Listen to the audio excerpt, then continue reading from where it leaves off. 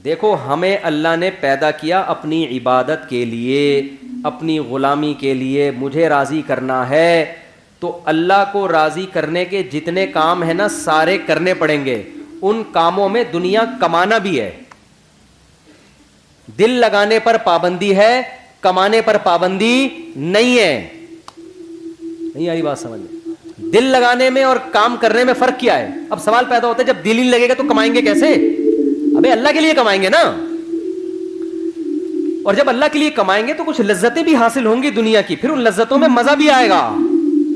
دیکھو جب آپ افطاری کے وقت رمضان میں صبح روزہ رکھتے ہو سحری کے وقت, ٹھیک ہے نا, شدید گرمی کا روزہ ہے, بڑا لمبا روزہ ہے, سارا دن بھوکے پیاسے, کیوں اللہ نے پابندی لگائی ہے, نہ پانی پینا ہے نہ کھانا کھانا ہے, برداشت کیا اللہ کے لیے. پھر جب سورج غروب ہونے کا وقت آتا ہے, اب اللہ کہہ رہے میری عبادت اگر کرتے ہو تو کیا کرو, اب نہیں کھاؤ کیا, اپنی خواہشات قربان کرو, یہ بولتا ہے اللہ. اب اللہ کہتا ہے اب جو دیر کرے گا وہ گنہگار ہوگا, اب کھاؤ, کیا کرو, کھاؤ. اب ہم کس کو خوش کرنے کے لیے کھاتے ہیں؟ ڈبل مزہ آتا ہے کہ نہیں آتا؟ ایک مزہ یہ آتا ہے کہ پکوڑوں کا مزہ آ رہا ہے, سموسوں کا مزہ آ رہا ہے. دوسرا اس سے اللہ خوش بھی ہو رہا ہے, اس سے اللہ کیا ہو رہا ہے, تو دنیا کا مزے کا مزہ اور اللہ کی عبادت کی عبادت. کیسی پیاری دعا ہے جو نبی پڑھا کرتے تھے روزہ افطار کرنے کے بعد, ذهب الظما وابتلت العروق وثبت الاجر انشاءاللہ. پیاس بھی چلی گئی اور رگیں تر ہو گئی. یہ تو دنیا کا مزہ, اور آخرت کا مزہ کیا, اس روزے کا اجر ہمارے اعمال میں اللہ نے لکھ لیا, یہ آخرت میں ملے گا ہمیں, اس کی ایک الگ خوشی ہوتی ہے. تو میرے بھائی آپ کو اسلام ترقی سے منع نہیں کرتا, دنیا سے دل لگانے سے منع کرتا ہے. دل کس سے لگاؤ؟ اللہ سے. لہذا اللہ کے لیے کسی سے لگانا پڑے تو لگاؤ. اللہ اگر منع کر رہا ہے لگانے سے تو یعنی دل تو دنیا سے بھی لگے گا مگر اتنا لگے گا جتنی اللہ اجازت دے رہے ہیں اور جس سے اجازت دے رہا ہے. سمجھ میں نہیں آ رہی بات؟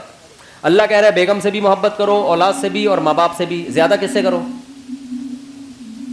ان تینوں میں زیادہ کس سے کرو بھائی؟ ماں باپ سے بھی, بیگم سے بھی اور اولاد سے بھی. تینوں میں زیادہ کس سے کرنی ہے؟ پہلی بات تو اللہ سے ہم پرمیشن لیتے ہیں ان سے محبت کرنی ہے نہیں کرنی, اللہ نے کہا کرنی ہے, میری طرف سے کیا ہے. تو ہم چونکہ اللہ کے غلام ہیں تو اللہ آرڈر دے رہا ہے, تو اللہ تو نے آرڈر دیا تو ہم کریں گے, ٹھیک ہے نا. یہ ہماری محبت کس کے لیے ہو رہی ہے؟ اللہ کے لیے ہو رہی ہے. تو یہ اللہ سے محبت کا حصہ ہے یہ.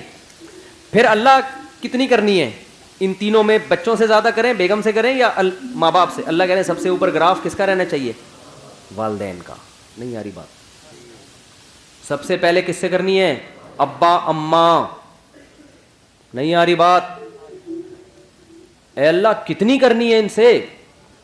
حالانکہ اس میں دنیاوی مفاد نہیں ہے, کیونکہ ابا بڑھاپے میں بہت بوجھ لگتے ہیں. جوانی میں تو نچوڑ لیا ان کو, اب ریٹائر ہو گئے, اب کھانسنے کے لیے رہ گئے وہ گھر میں. ان کی دوائیاں ہیں, ان کے مسائل ہیں, پھر وہ بڑھاپے میں دماغ چڑچڑا ہوتا ہے, پوچھ رہے ہیں کہاں جا رہا ہے, کہاں سے آ رہا ہے, تو اچھا ہی نہیں لگ رہا ہے یار, یہ کیا ہے یار, میں اپنی لائف کو انجوائے کرنے دو ابا. تو ابا پھر اپنے ابا کے واقعات سنا رہے ہوتے ہیں, بیٹا ہم تو اپنے ابا کے پاؤں بھی دباتے تھے. ابا وہ پرانا زمانہ تھا, ونس اپون اے ٹائم, ابا کو سمجھا رہے ہوتے ہیں. تو اللہ میاں نے کہا کہ جیسے افطاری میں تمہیں سموسے سے دل بہلانے کی اجازت ہے, سموسا اچھا لگ رہا ہے, میری طرف سے کوئی پابندی نہیں ہے, لگے کھاؤ. تو اللہ میاں نے کہا کہ کچھ چیزیں ایسی ہیں جو تمہیں اچھی لگیں تو میں نے کوئی پابندی نہیں لگائی, جتنی لگ رہی ہیں اور زیادہ اچھی لگنا شروع ہو جائیں, بشرطے کہ اللہ سے آگے نہ نکالو ان کو. لیکن جب ان کا آپس میں کمپیئر ہوگا, تقابل ہوگا, تو سب سے زیادہ محبت ابا اور اماں, ان کی ناراض نہیں کرنا, ان کو ان کے پاؤں میں جنت تلاش کرنی ہے. ایک موٹیویشن اسپیکرس ہیں, وہ بیان میں شارٹ کلپ میں کہہ رہے تھے کہ جو ماں کے قدموں تلے جنت ہے تو یہ ہر ماں کے قدموں میں نہیں ہے. بعض لوگ بات ایسے ہی کرتے ہیں کہ وہ علم صحیح نہیں ہوتا, جس کی وجہ سے معاشرہ غلط سمت میں جانا شروع کر دیتا ہے. میرا مقصد ان کا مذاق اڑانا نہیں ہے, لیکن یہ بات چونکہ اس سے نوجوان غلط گائیڈ ہو رہے ہیں, اس لیے میں نے کہا اس کی وضاحت کروں گا, موقع آ گیا تو وضاحت کرنے کا موقع مل رہا ہے. پھر انہوں نے محترم نے مثال دی کہ جو ابو لہب کی بیوی تھی, جس کے بارے میں قرآن میں آتا ہے اس کے گلے میں رسی تھی اور پھندا لگا اور مر گئی, بڑی کافر عورت تھی نا. تو وہ کافر عورت تھی تو وہ بھی تو کسی بچے کی ماں ہوگی, تو کیا اس کے بھی قدموں میں جنت ہے؟ تو یعنی وہ بتا رہے تھے کہ ہر ماں کے قدموں میں جنت نہیں ہوتی بھائی, ماؤں کی بھی دو قسمیں ہوتی ہیں, کچھ اچھی ہوتی ہیں کچھ بری ہوتی ہیں. یہ غلط گائیڈنس ہو رہی ہے. ہر ماں کے قدموں تلے جنت ہے, چاہے وہ کافر بھی ہو. بات یہ کہ وہ ماں کے قدموں میں ماں کے لیے جنت نہیں ہے, کس کے لیے جنت ہے؟ اولاد کے لیے جنت. میں اگر وہاں موجود ہوتا نا ورک شاپ میں تو میں کہتا ایکسکیوز می سر, ایک بات آپ سے کرنی ہے کہ ابو لہب کی بیوی اگرچہ جہنم میں جائے گی لیکن اس کے بچوں کے لیے اس کے قدموں میں اللہ نے جنت رکھی ہے. قرآن کہتا ہے وَإِن جَاهَدَاكَ عَلَىٰ أَن تُشْرِكَ بِي, کہ اگر تمہارے ماں باپ اتنے بڑے کافر ہیں کہ تمہیں زبردستی شرک پر مجبور بھی کریں, ان کی بات نہیں ماننی, لیکن صاحبہما فی الدنیا معروفا, پھر بھی ان کے قدموں میں تم نے جنت تلاش کرنی, دنیا میں اچھا سلوک کرنا ہے. یہی تو مطلب ہے قدموں میں جنت کا. تو آج کل اولادیں ویسے ہی ماں باپ کو نہیں پوچھ رہی ہیں, اس طرح کی تقریریں آئیں گی تو پھر اپنے ابا اماں میں عیب تلاش کریں گے. وہ ہر بچہ جا کے دیکھا یار میری اماں تو یہ بھی کام غلط ہے, میری اماں کا تو یہ بھی حرکت ٹھیک نہیں ہے, تو اس کا مطلب میری اماں خود ہی جنتی نہیں ہے, تو اس کے پاؤں میں کہاں سے جنت آ گئی؟ اور بھائی آپ کو ابا اماں کے فالٹ نکالنے کی اجازت نہیں ہے. اللہ نے ابو لہب کی بیوی کو برا کہا, اللہ ہے, اللہ کو حق ہے کہ کسی کو برا کہے, کسی کو جہنم میں بھیجے. ابو جہل کی بیوی یا ابو لہب کی بیوی کی جو اولاد تھی اس کو شریعت نے یہی پابند کیا کہ تم نے اپنے ماں باپ کے احسانات کا بدلہ دینے کی کوشش کرنا ہے اور تم نے ان کے ساتھ اچھا سلوک کرنا ہے. نہیں آ رہی میرا خیال بات سمجھ میں؟ تو آپ کو تو حکم ہے کہ آپ کے ابا اچھے ہیں برے ہیں بھائی, آپ کو اچھا سلوک کرنا ہے. تو اللہ میاں, میں یہ کہہ رہا تھا کہ بس بات ختم کر رہا ہوں, ترقی میں پیچھے جب رہیں گے جب یہ اللہ کے لیے نہ ہو یا آپ کوشش ہی نہ کرو.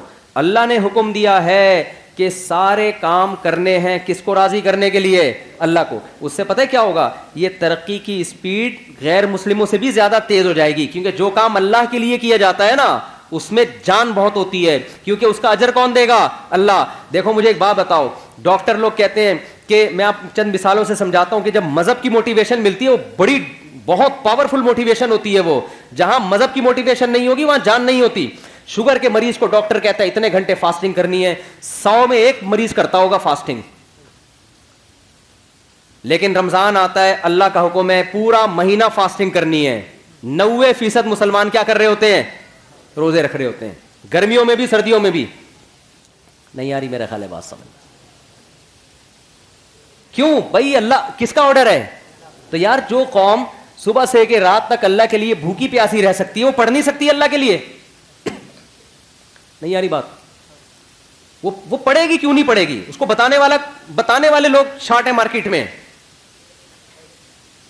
وہ مذہب کا صرف ایک پہلو سامنے رکھا ہوا ہے اس نے.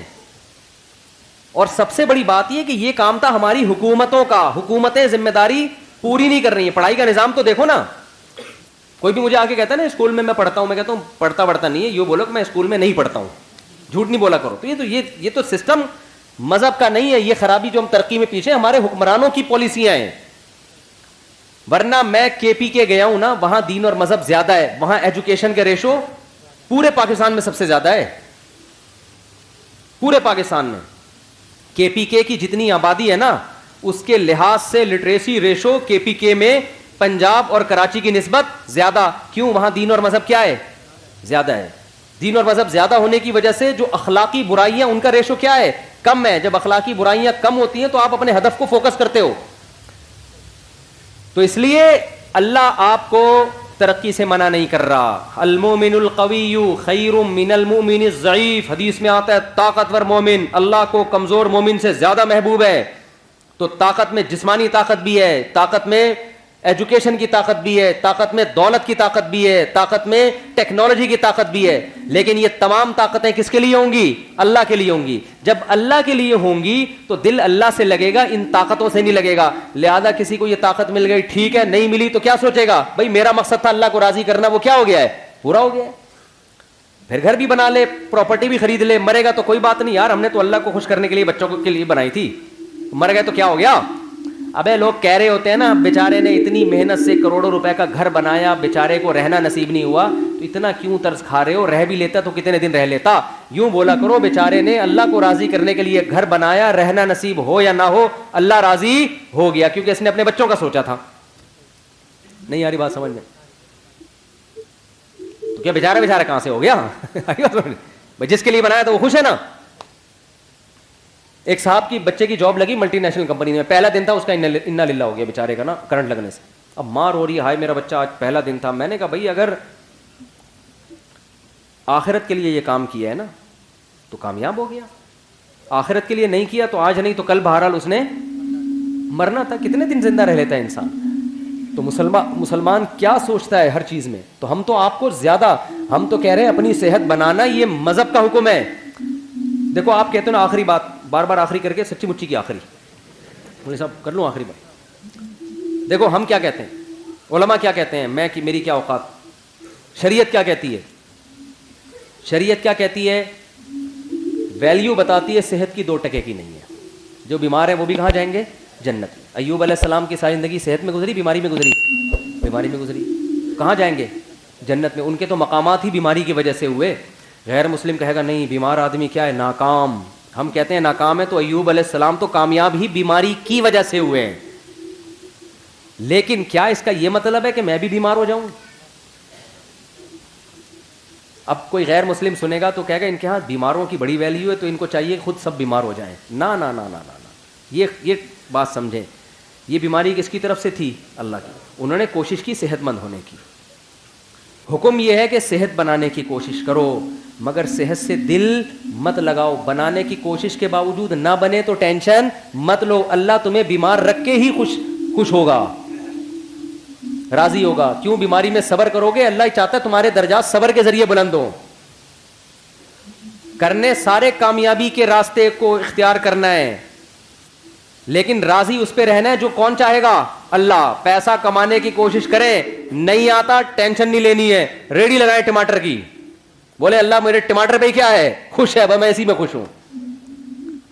ہمارا مسئلہ سارا یہ ہے کہ ہم زمین پہ باپ بن گئے ہیں. آپ کہتے ہیں میری ارننگ اتنی ہونی چاہیے, میرا بحریہ ٹاؤن میں پلاٹ کیوں نہیں ہے, ہونا چاہیے. میں کرائے کے گھر پہ کیوں رہ رہا ہوں, میرا ذاتی گھر ہونا چاہیے. اللہ کہتے ہیں نہیں چاہیے. ایوب علیہ السلام چاہتے تھے کہ میری صحت اچھی ہو جائے. انہوں نے کہا اللہ مجھے صحت دے دے. اللہ نے کہا ابھی نہیں ملے گی. انہوں نے کہا ٹھیک ہے اسی میں راضی ہوں میں.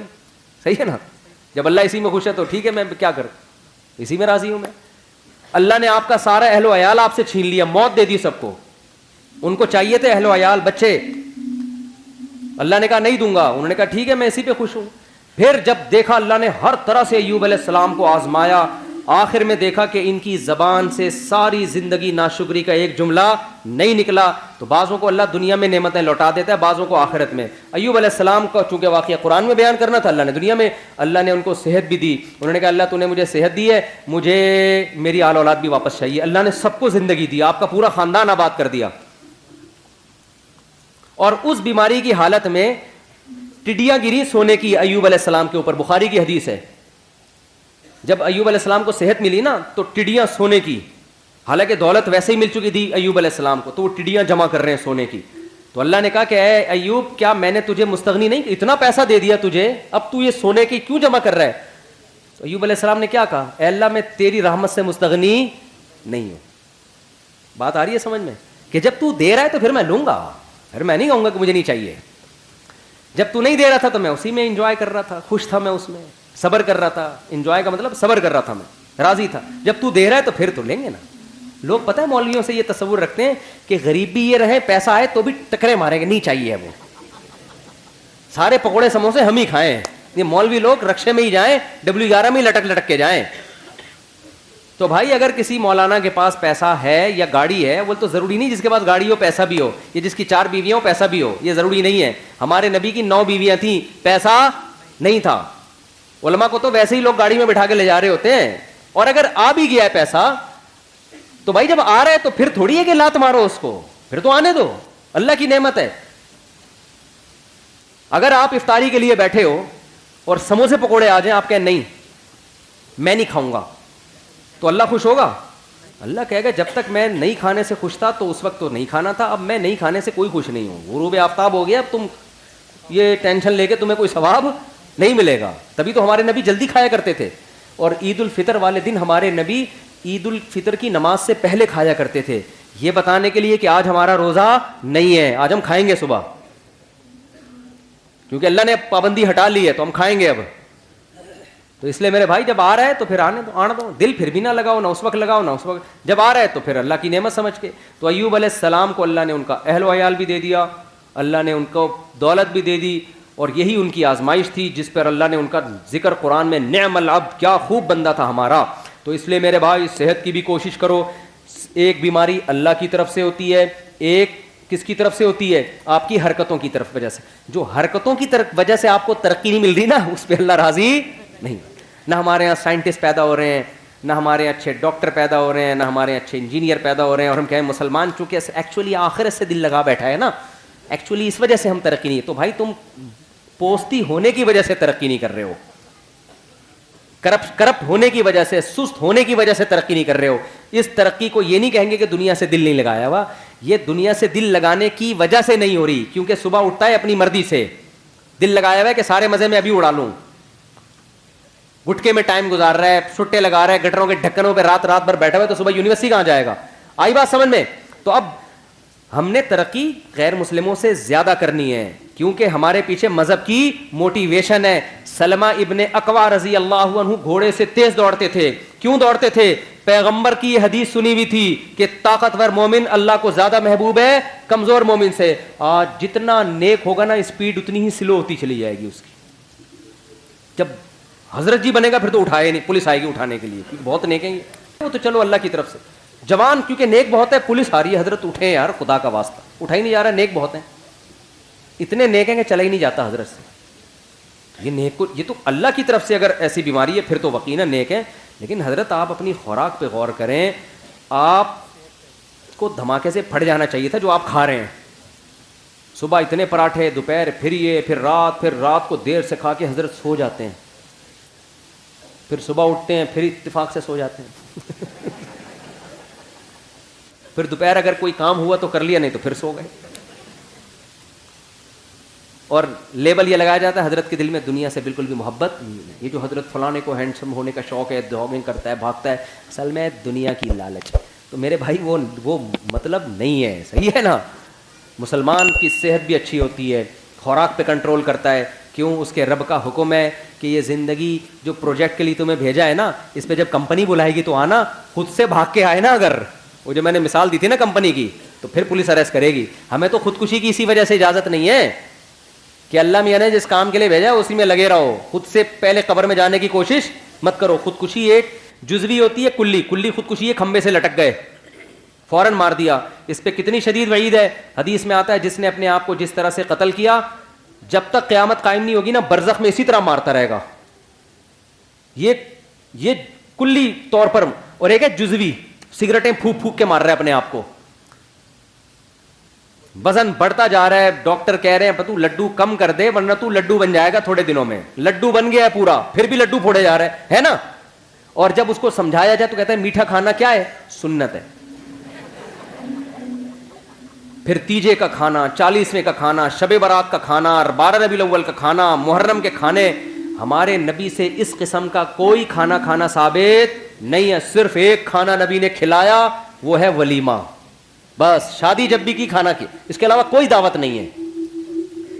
یہ اس لیے رکھی تاکہ اس کو کریں لوگ, آئی بس اپریشیٹ کریں اس کو. ایک کھانا حدیث میں آتا ہے ولیمہ پیغمبروں کی سنت ہے.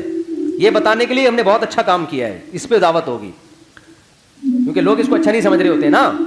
لوگ کہہ رہے ہیں پتہ نہیں کیا بے وقوف آدمی ابھی سے شادی کر آ کے بیٹھ گیا. تو اسلام نے کہا کرو, پہلی شادی میں بھی ولیمہ, دوسری میں بھی, تیسری میں بھی, چوتھی میں بھی, یہ بتانے کے لیے کہ تمہیں تکلیف ہو رہی ہے, مجھے بہت خوشی ہو رہی ہے. ہاں تبھی تو ہے ولیمہ. بہت پہلی دفعہ کوئی ڈھنگ کا کام کیا میں نے. تو اب اس سے 4 شادیاں بھی آ گئیں. دنیا جب دل لگانے کے 4 شادیاں کس کے لیے کرنی ہے؟ اللہ کے لیے. پیغمبروں کی سنت ہے. نسل بڑھانا کس کی سنت ہے؟ پیغمبروں کی. ہم اس لیے کر رہے ہیں. اب اس میں اگر مزہ بھی آ رہا ہے تو آنے دو یار, جب افطاری میں بھی تو مزہ آتا ہے نا. اب آپ افطاری, کوئی غیر مسلم آئے بولے تو یہ سموسے کیوں کھا رہا ہے افطاری میں؟ آپ بولے اللہ کا حکم ہے. ابے تیرے تو مزہ آ رہا ہے اس لیے کھا رہا ہے تو آپ کیا جواب میں دو گے؟ بھائی جب اللہ کو مجھے یہ دیکھ کے مزہ آ رہا ہے کہ مجھے مزہ آ رہا ہے تو آنے دو نا. اللہ بھی خوش ہے, میں بھی خوش ہوں, کیا ہے تجھے کیا تکلیف ہو رہی ہے؟ کیا خیال ہے؟ 1 گھنٹہ پہلے کھاتا تو مزہ تو آتا, لیکن اللہ خوش نہیں ہوتا. تو اللہ کو اس میں مزہ آ رہا ہے, اللہ بھی خوش ہے. اللہ ہی تو کہہ رہا ہے کھاؤ نا, کھاؤ. اللہ تو ہم کھا رہے ہیں, مزہ بھی آ رہا ہے, اللہ بھی خوش ہو رہا ہے. تو اسی طرح شادیوں میں اللہ نے کہا مزہ بھی آئے گا, اور اللہ بھی کیا ہوگا؟ خوش ہوگا, کیونکہ اس مزے سے یہ چاہتا ہے اللہ کہ یہ مزہ تم کرو. لیکن اگر گرل فرینڈ رکھی, بد نظری کی, انٹرنیٹ پر فحش فلمیں دیکھی, مزہ تو آئے گا مگر قیامت میں یہ مزہ کرکرا, کیونکہ اللہ کو غصہ بہت آئے گا اس پہ. حلال میں مزہ بھی ہے اور اللہ کی رضا بھی ہے. میں جب دوسری کر رہا تھا نا, لوگ کہتے ہیں ابے سنت کا لیبل لگایا ہوا ہے, اصل میں تو مزے اڑانے کا شوق ہے. تو میں نے کہا مزے اڑانے کا شوق تو تمہیں بھی ہونا چاہیے, کیا خیال ہے؟ کس کو نہیں ہے دنیا میں؟ لوگ گٹکے کھا رہے ہیں, چھٹے لگا رہے ہیں مزے کے لیے, تو تم بھی کر لو. میں تو کر اس لیے, میں نے کہا یار جب اللہ کو خوشی ہو رہی ہے کہ اگر مجھے مزہ آ رہا ہے تو اللہ کو خوشی ہو رہی ہے, تو میں کیوں نہیں کروں ایک کام بھائی. ویسے آتا واتا نہیں ہے, یہ دماغ میں رکھ لینا, حقیقت بتا رہا ہوں میں. کیونکہ ابھی کل ایک بندے کا چند دن پہلے ایک بندے کی پرچی آئی کہ میں نے دوسری کی ہے, مجھے بالکل بھی مزہ نہیں آ رہا. نہیں, اس کا حاصل لیا تھا کیونکہ میری بیوی دھمکی دے رہی ہے, گھر آئی نا الٹا لٹکا کے ماروں گی تجھے میں, سالے الگ ڈنڈے ونڈے لے کے چل رہے ہیں. لیکن اگر آ بھی جائے تو بھائی اس پہ اللہ کو کوئی غضب نہیں ہے, اللہ اس پہ کیا ہے؟ خوش ہے. کیوں؟ اس پہ بہت ساری برکتیں ہوتی ہیں. آپ ایک عورت کو بچا لیتے ہو برائی سے, آپ خود برائی سے بچتے ہو, آپ کو اولاد ملتی ہے, آبادی بڑھتی ہے, اس سے ملک میں جوانوں کا ریشو کیا ہوگا؟ زیادہ. بوڑھوں کا ریشو جوانوں کے مقابلے میں کم, کھانے والے کم, کمانے والے زیادہ. تبھی تو یورپ چاہتا ہے ایک ایک بچے پہ 20-20 لاکھ روپے انعام دے رہا ہے وہ, پاکستانی اعتبار سے, کہ پیدا کرو. ان کو پتا ہے کہ یار ہمارے پاس سب کچھ ہے, نسل ہی نہیں ہے, لہذا ہم ویسے ہی ختم ہو رہے ہیں, اور ہمارے پاس کچھ بھی نہیں ہے, ایک نسل ہی ہے. اگر یہ بھی ختم کر دی نا تو نہ نسل ہوگی نہ ٹیکنالوجی ہوگی, ایویں ہی ختم ہو جائیں گے ہم. ٹھیک ہے نا؟ تو دونوں چیزیں ساتھ ساتھ چلاؤ, بچوں بھی پیدا کرو, پڑھاؤ بھی, تربیت بھی کرو ان کی. تو خیر اس لیے بھائی شادیاں بھی ہیں اسلام میں, اور اسلام تو جلدی شادی کا حکم دیتا ہے, عورتوں کے گھر بستے ہیں اس سے. تو میں نوجوانوں سے کہتا ہوں نہ فلمیں دیکھو, نہ لڑکیوں سے دوستیاں لگاؤ, کیا کرو بھائی؟ نکاح کرو. اور آخری بات, بالکل واقعی سچی مچی کی آخری بات, اب میں بالکل کائنڈلی بیٹھ جانا, آخری سچی مچی کی آخری. دیکھو یہ تو میں نے آپ کو وہ باتیں بتا دیں جو اسلام میں آپ کو حکم دیا گیا ہے, اور اس میں ہماری دنیا کا بھی فائدہ ہے. کچھ باتیں ایسی ہیں کہ اسلام لیکن یہاں سے شروع نہیں ہوتا کہ ترقی ہی کرنی ہے, یہ بھی ایک حصہ ہے. شروع پتہ ہے کہاں سے ہوتا ہے اسلام؟ سب سے پہلے مسلمان کو اللہ کا بندہ بنانے کے لیے, کلمہ توحید پڑھوانے کے لیے اسلام جو سب سے پہلا عمل آپ سے کرواتا ہے نا, تاکہ آپ یہ ثابت کریں کہ میں اللہ کا بندہ ہوں, وہ سب سے پہلا عمل ہے 5 ٹائم مسجد میں جماعت کے ساتھ نماز پڑھنا. سمجھ میں آ رہی ہے بات؟ 5 ٹائم مسجد میں جماعت کے ساتھ نماز.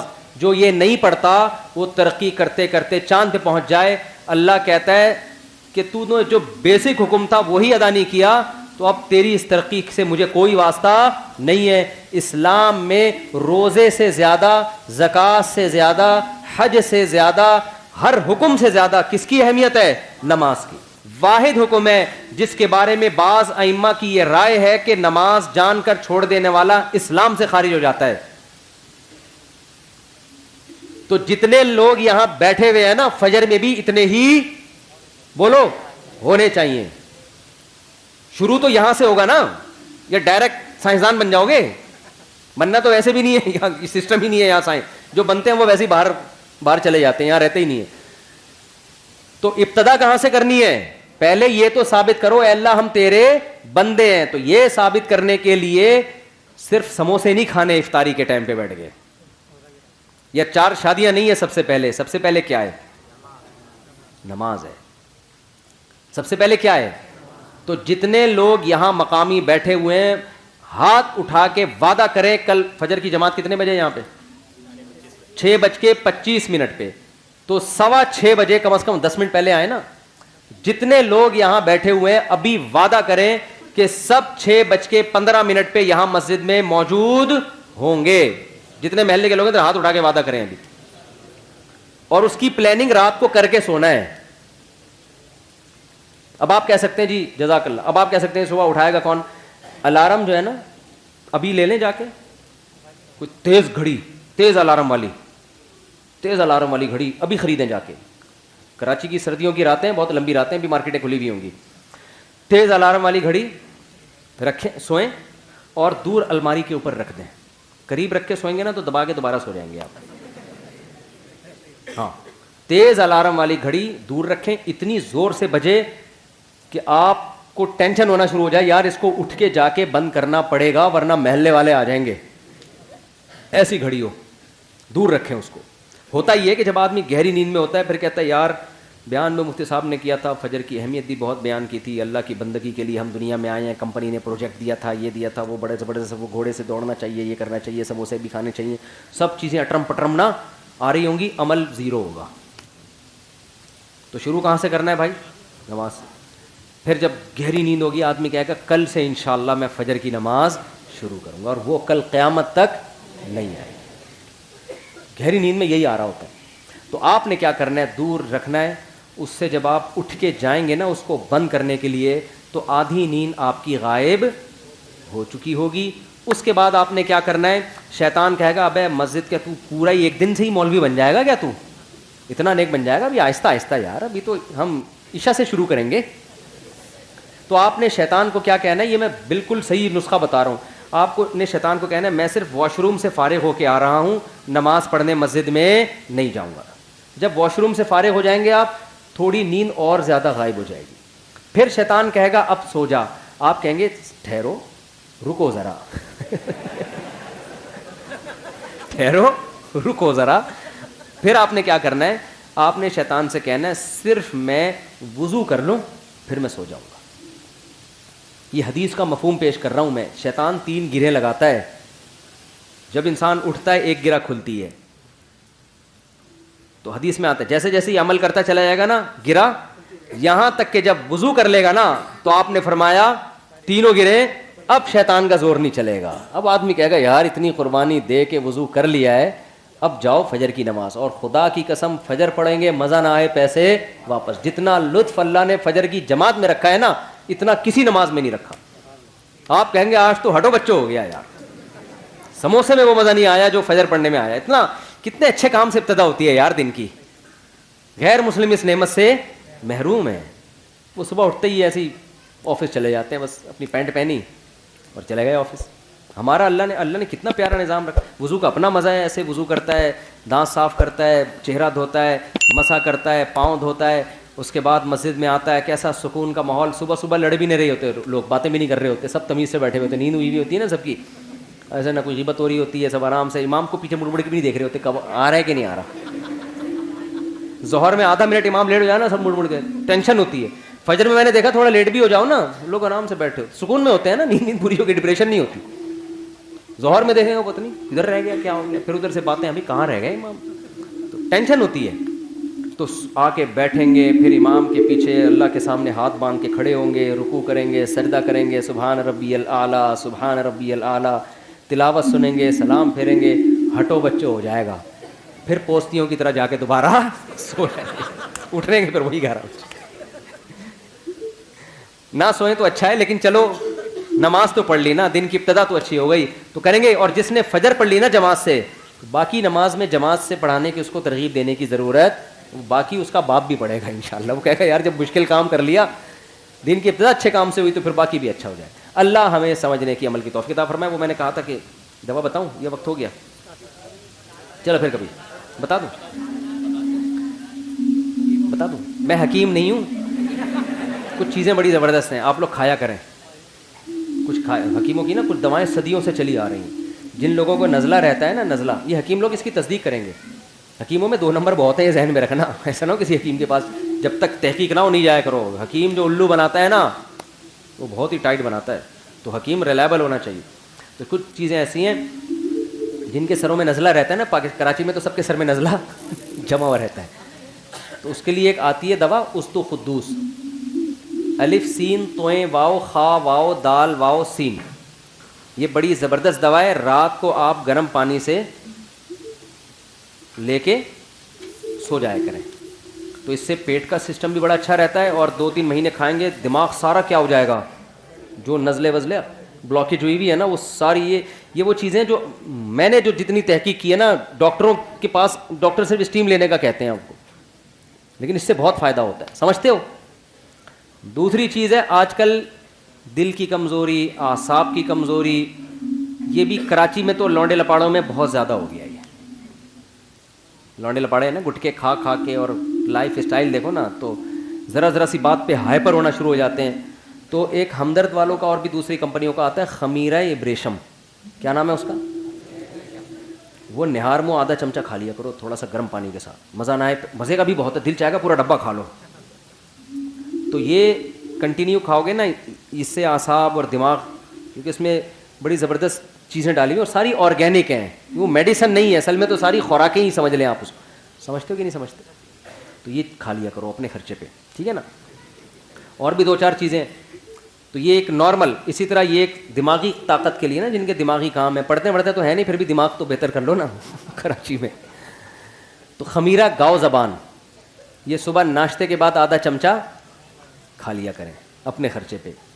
اس سے بھی دماغ کافی, دیکھو جب انسان کی صحت اچھی ہوتی ہے ہنستا بستا ہوتا ہے, جب مرجھایا ہوتا ہے تو یہ وہ چیزیں, ویسے تو ڈاکٹر آپ کو بتائیں گے کہ آپ میں کیا کمی ہے وہ کھا لو, لیکن یہ جنرل ٹونک بتا رہا ہوں آپ کو میں. یہ ایسی چیزیں ہیں جو صحت, اس سے آپ کی کیا رہتی ہے, بہت اچھی رہتی ہے صحت. تو یہ 1-2 مہینے کھا لیا, پھر چھوڑ دیا, پھر 1-2 مہینے کھا لیا, اس کے کوئی نقصانات نہیں ہیں.